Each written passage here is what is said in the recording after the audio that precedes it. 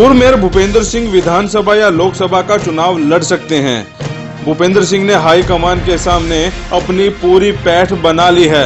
Bhajpa party में mayor पद के प्रत्याशियों के मुंह से टिकट छीनकर सिंह ने दिखा दिया कि उनकी पहचान कहां तक है। बिना कोई शक्ति प्रदर्शन किए, बिना जिले के नेताओं के आशीर्वाद व सहयोग से भूपेंद्र ने टिकट लाने में बाजी मार ली। हालांकि ग्रामीण विधायक महिपाल ढांडा का झुकाव सुरेश गुंबर की पत्नी पूजा गुंबर और शहरी विधायक रोहिता रेवड़ी का झुकाव राम कुमार सैनी की पुत्र वधू कोमल सैनी की तरफ था। सबसे मजबूत दावेदारी सीएम के नजदीकी दुष्यंत भट्ट की थी और सबकी नजरें भी दुष्यंत भट्ट पर थी। भट्ट तैयारियों में जुटे रहे, उधर भूपेंद्र सिंह ने अपनी गोटियां फिट कर ली। कहीं न कहीं भूपेंद्र को पूरा भरोसा था कि टिकट उनकी बेटी को ही मिलेगी, इसीलिए वो पूरे आश्वस्त नजर आ रहे थे। भूपेंद्र ने अपनी बेटी अवनीत कौर को मेयर का चुनाव लड़ने की तैयारी पहले से ही करा ली थी, इसलिए उन्होंने पहले ही निगम का चुनाव न लड़ने की घोषणा कर दी थी, जिसकी जानकारी वॉइस ऑफ पानीपत ने पहले ही अपने दर्शकों को दे दी थी। ऐसे निगम का मेरा कार्यकाल पूरा हुआ और मैंने 5 साल के अंदर जो स्ट्रगल किया मुझे पता है। जो पानीपत निगम की जो राजनीति है, ना तो पार्षद के पास 1 रुपए की ऐसी पावर है कि वो अपनी लाइट भी चेंज करा सके। कुछ भी काम करने के लिए या तो अफसरों के अपना तलवे चाटने पड़ते हैं, या विधायिका के या एमपी के। तो जो एक सरपंच है वो 2000 वोटों से जीतता है, उसके पास पूरी पावर है। यहाँ 18,000 19,000 वोटों से लड़ने वाला जो पार्षद है, उसके पास इतनी पावर नहीं है कि वो 5 रुपए की अपनी लाइट भी ठीक करा सके। इसलिए मैं जो सा राजनीति का जो 5 साल जो हमारे निकले हैं, वो हमने बहुत अच्छी तरह बहुत अच्छा एक्सपीरियंस मिला है। इसलिए मैं उस राजनीति से संन्यास ले रहा हूँ कि जिस आदमी जीतने के बाद भी उसके पास पावर ना हो। मैं पिछली सरकार में भी कहता रहा, कम से कम ज्यादा नहीं 1 लाख रुपए की पावर एक एमसी को अगर मिल जाए 1 महीने की, कि वो अपनी टूटी हुई पुलिया ठीक करवा दे, या टूटा हुआ खंबा ठीक करा दे, या कहीं सड़क खड्डा है वो खड्डा भरवा दे। 1 लाख पावर जब इन एमएलओ को अपना बजट मिलता है, इसको अपना एमपी को बजट मिलता है, तो कम से कम एक एमसी को 1 साल के 10-12 लाख रुपए तो मिलने चाहिए। ये बात जब आप पार्षद थे, मेयर, तब आपने ये बात उठाई। अभी पूरा कार्यकाल होने के बाद अभी ये बात मैं अपने मंच पे उठाता रहा हूँ, हर बार उठाता रहा हूँ। हमने हर बार लिख के भेजा है, हमने ये मुद्दे भी पास किए हैं, लेकिन कोई सुनता ही नहीं है, तो होगा कहां से। मैंने सीएम साहब से भी जाके जब अपना कांग्रेस में, तब भी उनसे भी बात करी भी एक हल्की कोई पावर ना दो, कम से कम अफसरों की एसीआर की पावर लिखने की मेयर को दे दो, कम से कम उसके दबाव में कुछ काम हो जाए। लेकिन कुछ है, कुछ सुन नहीं रहा। कभी विपक्ष भी या आपके पार्टी के लोग भी ये कह रहे हैं कि निगम की राजनीति से इस्तीफा ले लिया, कहीं बीजेपी की टिकट लेने या विधायक का चुनाव लड़ने की आपकी वो तो नहीं है, क्योंकि 5 साल आपने ये देख लिया, इसमें तो कुछ रखा नहीं, भी इस बार लंबी छलांग लगाई जाए। नहीं, ऐसा है, मेरी बात सुनो। मैं जो मेरे मन की पीड़ा है, मैं समझता हूँ मेरे पानीपत की पीड़ा है। आज अगर राहगिरी जरूरी है, तो आज पानीपत के अंदर रेन्यूअल प्रोजेक्ट भी बहुत जरूरी है। अगर आज राहगिरी जरूरी है, तो पानीपत के अंदर ड्रेन नंबर 1 को कवर करना ये भी बहुत जरूरी है। ऐसे ही मेरे 8 मुद्दे हैं जो मैं अपने मेयर पद के रहते हुए या पार्षद पे रहते हुए मेरे ये 8 मुद्दे शहर के लिए पूरे नहीं हुए, इसलिए मैंने वहां से संन्यास दिया। और ये पूरे कराना एक एमएलए का काम है, और एमएलए ही करा सकती है इसको पूरे।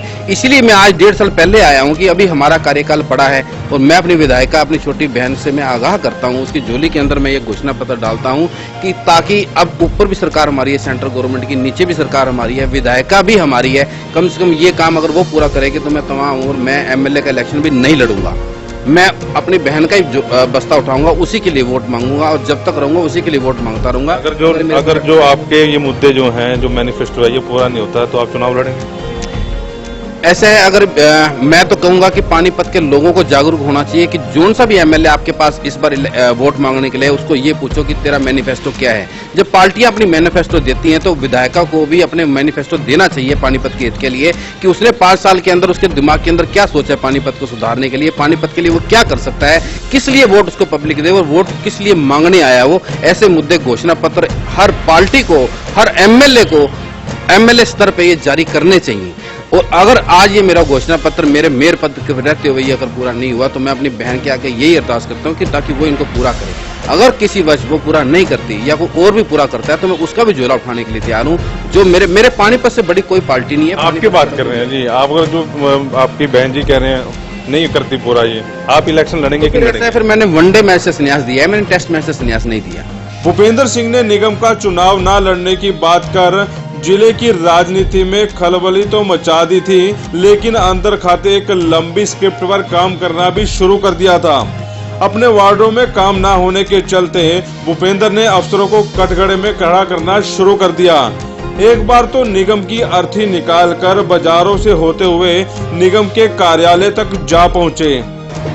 ऐसे है, ये सड़क के हालात 1 साल से ज्यादा टूटे हुए हैं। 1 साल हो गया इसको। 2-3 बार मैंने टेंडर लगवा चुका हूँ, टेंडर रद्द कर देते थे।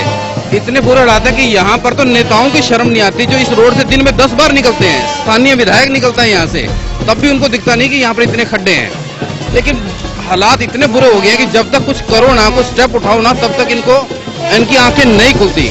मेरे वार्ड के सीवर बंद है, मेरे वार्ड के स्ट्रीट लाइटें बंद है, मेरे वार्ड के नाले सारे बंद हैं, वर्क ऑर्डर इन्होंने बंद कर दिए, मतलब कि पार्कों के काम सारे बंद पड़े हैं। कुल मिला के इस वार्ड का हालात इतने बुरे हो गए हैं कि ये अफसर जितने भी हैं सिर्फ सरकार को बदनाम करने के लिए यहाँ पर आते हैं और ये नेताओं के इशारे पे चलते हैं। कहते हैं अंधेरा बहुत, अब सूरज निकलना चाहिए, जैसा भी हो ये मौसम बदलना चाहिए। बदलते हैं जो चेहरे रोज नकाबों की तरह, अब जनाजा धूम से उनका निकलना चाहिए। बहुत बढ़िया बात की। मेरा दूसरा सवाल ये है कि 3-3 विधायक यहाँ से होकर गुजरते हैं इस मेन सड़क से होकर, लेकिन उनकी नजर क्यों नहीं पड़ रही? ऐसा है, उनका काम सिर्फ इस टाइम पानीपत को लूटने के सिवा उनका और कोई काम नहीं है। अगर ये काम उनको दिखाई दे तो मुझे ये काम जरूर करना पड़े। आज 1 साल से मैं इस सड़क में 3 बार टेंडर लगवा चुका हूँ, ये रद्द करवा देते हैं बार बार उसको। मतलब अब हमारा क्या काम है? फाइलें उठा के इनके ऑफिस में घूमते रहते हैं, उसके बावजूद भी इनकी आंखें नहीं खुलती। जब ये काम करता हूँ तब जाके इनकी आंखें खुलती है। भूपेंद्र सिंह ये काम करते तभी नगर निगम के अधिकारी क्यों जागते हैं? कल आपने घोषणा की थी, आज ये पैच वर्क करने शुरू। ऐसा उनको ये पता है, कहते हैं शेर अकेले चला करते हैं, खुददार चला करते हैं, सिर ऊंचा करके सरदार चला करते हैं। उनको पता जब सरदार चलेगा तो अपने आप इनको काम तो करना ही पड़ेगा। ये बता दीजिए, रीति रिवाज पूरे हो गए, कितने बजे ले जाने का समय और कितने बजे? यहाँ से हमारा टाइम था 12 बजे निकलने का। हम 12 बजे हम यहाँ से, आपके मीडिया वाले भाई और आ रहे हैं 2-4, हम यहाँ से निकलते हैं और बाजारों से होते हुए हम सीधा वहाँ पर पहुँचेंगे। करीब 1-1:15 बजे हम नगर निगम पहुँचेंगे। भूपेंद्र सिंह का अफसरों से काम निकलवाने का तरीका पानीपत की जनता को पसंद आने लगा। दबी जुबान में लोग यही कहने लगे कि नेता हो तो भूपेंद्र सिंह जैसा। वापस फिर निगम की राजनीति पर आते हैं। भूपेंद्र ने भाजपा में रहते हुए भी भ्रष्टाचार के खिलाफ आवाज उठाते हुए अपनी ही पार्टी के नेताओं को निशाने पर लिया। आए दिन मीडिया की सुर्खियां बटोरने वाले भूपेंद्र सिंह ने अपनी बेटी को टिकट दिलाकर दिखा दिया कि उनकी फिल्म के ट्रेलर कौन कौन देख रहा है। ये समझ नहीं आ रहा, जनता ये जानना चाह रही है कि तकरार आप अपनी छोटी बहन में मानते हो, बीजेपी में हो, बीजेपी भी रहे, क्या विपक्ष का काम कर रहे हो, तकरार कहाँ है आप दोनों? ऐसे मैं खुद को कई बार महसूस वो करता हूँ कि मेरे को सत्ता में भी रह के विपक्ष का काम मेरे को करना पड़ रहा है। ये आपकी बात बिल्कुल ठीक है। मेरी तकरार उससे नहीं है, हमारा कोई आपस में मनभेद नहीं है। मैं तो आज भी छोटी बहन कहता हूँ, लेकिन हमारे मतभेद जरूर है। क्योंकि देखो, हर आदमी की अपनी अपनी सोच होती है। उनकी सोच क्या है वो मैं उनके साथ नहीं जाना चाहता। मैं अपनी सोच का ही मालिक हूँ। क्योंकि मुझे ये पता है कि मैं 2 साल जब मेयर रहा, 2 साल अब तक मेरे पे कोई एलिगेशन नहीं लगा। मैंने ईमानदारी से रहा, मैंने किसी समुदाय को आपस में लड़ाया नहीं। मैंने बाकी सारे व्यापारी बिठा के एक व्यापारी को पैसा कमाने नहीं दिया। मैं जब रहा तब से लेके आज तक मेरे को जिस परमात्मा ने मुझे जैसे साफ सुथरा रखा है, मेरा अनुभव ही मेरा यही अनुभव है। अब वो मेरे को अनुभवहीन समझे या कुछ भी समझे, ये मेरा काम नहीं है। पेटी ग्रांट के गरीब कन्या के पैसे खाना, ये अनुभव मेरे को नहीं चाहिए। ये अनुभव उसी के पास रहे तो ज्यादा बढ़िया है। क्योंकि एक सरकार का है, आप ये देखो, जिस शादी पे ये गई ही नहीं उसका भी पैसा अगर ये खा जाए। एक MLA 3 लाख रुपए ग्रांट मिलती है, गरीबों की ग्रांट मिलती है। अगर तुम उस पर भी कब्जा कर जाओगे तो इससे ज्यादा तो लानत हो नहीं सकती। मैं रही बात पार्टी की, मैं पार्टी में हूँ, मैं आज भी बीजेपी का हूँ। लेकिन सरकार की उसके अंदर या हमारे CM साहब के अंदर कोई भी संदेह नहीं है कि वो विकास के लिए पैसे ना देते हों या वो ये ना कहते हैं कि ईमानदारी से काम करो। अगर आगे विधायक ही ना करें तो इसमें हमारे CM साहब भी क्या करेंगे? पार्टी में आप रह रहे हो, कभी जो CM साहब कई बार यहाँ पे आए हैं या आपके जो जिला अध्यक्ष हैं उनसे कभी आपने बातचीत नहीं की इस मसले? बहुत बढ़िया। मैं गया, मैं जिला अध्यक्ष के पास भी गया, मैं हमारे जो चेयरमैन थे अपना संजय वाटे जी, मैं उनके पास भी गया। उनके आगे सारे दुखड़े रखे कि मेरे वार्ड के अंदर इन्होंने 2 साल 2014, 15 और 16 तक इन्होंने मेरे वार्ड के अंदर 1 रुपये नहीं लगने दिया। मेरे पास आज भी उसका रिकॉर्ड है। पूरे 2 साल मैं चुप रहा कि चलो क्या बोलूँ, किसके खिलाफ बोलूँ, क्योंकि मुझे लाने वाले भी यही थे। मैं इसलिए चुप रहा 2 साल। जब पानी सिर से ऊपर चला गया फिर मैंने बोलना भी शुरू किया। फिर मैं गया, मैं जिला अध्यक्ष जी के पास भी गया। तो जब उनके पास जाकर देखा ना तो मेरे को जो मैंने अपना तो दुखड़ा क्या रोना था, तो मेरे को उनका भी वो कह लेंगे जी मेरा जो है ना अपना हमारा काम अलग है, ये विधायिका का काम है, आप विधायिका के पास जाओ। वो तो लेकिन फिर मेरे को वहीं पर अपना एक शेर आया, याद आ गया, ना तड़पने की इजाज़त है ना फरियाद की, घुट घुट के मर जाऊँ ये मर्जी मेरे सयाद की। तो मैंने जब उनके हालात देखे ना तो मतलब मुझे नहीं लगता कि बोलने की इजाज़त उनको भी, मतलब जिला अध्यक्ष भी विधायक के सामने नहीं बोलते? ना वो भी नहीं बोलता। वो कहता है हमारी लैंड अलग है, उसकी लैंड अलग है, जो करेगी वो तो विधायिका करेगी। और ये विधायिका अफसरों के ऊपर अपना उनको बदलने का या उनको ट्रांसफर का वो दे के गलत काम जिनसे पानीपत के अंदर ये विधायिका। क्या मानते हैं आप, सिर्फ आपके साथ ही विधायक महोदय ऐसे कर रहे हैं या मतलब किसी और पार्षद? सभी पार्षद परेशान है। अभी कल देख लो वार्ड नंबर 15 वाले ने मुहूर्त किया, उसके बाद जाके ये करके आई। अभी पीछे 17 वार्ड के अंदर मुहूर्त उसने किया, वहां पर जाके ये करके आई। इससे पहले भी वार्ड 15 के अंदर पार्षद तो सभी परेशान है इससे। एक भी पार्षद ये बता दे कि इससे खुश हो। मैं तो छोड़ो, ठीक है, मैं तो बोल लेता हूँ, बाकी जो बीजेपी वाले जितने पार्षद हैं वो अंदर बैठ के रो रहे हैं, वो बोल नहीं सकते। जब अवनीत कौर को टिकट मिली तो चुनाव एक तरफा माना जा रहा था, लेकिन कांग्रेस के नेता बुल्ले शाह ने अंशु कौर पहावा को अवनीत के सामने चुनावी मैदान में उतारा तो समीकरण बिगड़ने लगे। माना जाने लगा कि अब चुनाव में कांटे की टक्कर होगी, लेकिन अवनीत ने बाजी मारी और 70,000 से ज्यादा रिकॉर्ड तोड़ जीत से चुनाव जीता। इतने बड़े मार्जिन से चुनाव में जीत दर्ज करवाने के बाद पार्टी के राष्ट्रीय अध्यक्ष अमित शाह ने उन्हें बुलाकर अपना आशीर्वाद दिया और कहा कि अभी आपने राजनीति में काफी आगे जाना है।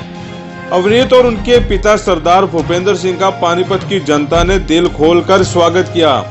ऐसा स्वागत आज से पहले पानीपत में किसी भी नेता का नहीं हुआ होगा। ऐसे में भूपेंद्र सिंह अब बाकी बची हुई स्क्रिप्ट में लगे हैं। भूपेंद्र सिंह की नजर अब इससे भी बड़ी कुर्सी की ओर है। सिंह खुद विधायक या एमपी का चुनाव लड़ सकते हैं, जिसकी तैयारियां शायद उन्होंने अंदर खाते शुरू भी कर दी हैं, जिसकी खबर स्थानीय नेताओं में भी चर्चा का विषय बनी हुई है। अब देखना यह है कि वॉइस ऑफ पानीपत की इस स्क्रिप्ट पर मोहर लगेगी या नहीं। इससे पहले भी भूपेंद्र सिंह द्वारा निगम की राजनीति से चुनाव न लड़ने का मामला भी वॉइस ऑफ पानीपत ने ही दिखाया था। वॉइस ऑफ पानीपत के लिए कुलवंत सिंह।